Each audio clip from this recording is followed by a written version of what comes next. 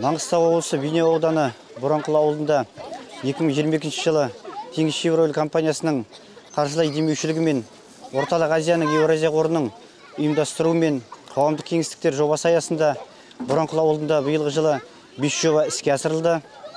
Оларды атап айтатын болсақ, 3 ойын алаңы, 2 стрит воркаут, осы ауылымыздың белсенді жастарымен, өздерінің күштерімен бәрі толықтай жасалып іске асып, балалардың игілігіне берілді.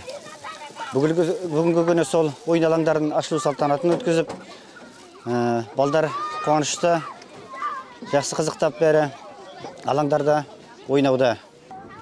Алтыншы ауылдың балаларына арнап мынадай алаң салып жатыр, ойын алаңын. Көп рахмет. Көп жылдан бері қарай айтып тұр ғой енді. Көп жылдан бері қарай ойластырып жатыр едік. Бүгінгі күн бітіп, балалар соның ішінде ойнап мәз болып жүр. Сол ойын жақсы ойын бол. Кешке қарай балаларымызды қайда жүргенін таба алмайтын едік жаңаға. Қайда кетіп қалды, кімнің үйіне кетті деп телефон соғып жан жақтан отыратын едік. Қазір мынау жақсы болды, осы бір жерден тауып аламыз.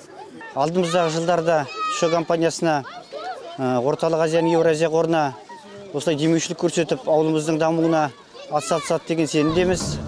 Ауылымыз көркейе берсін.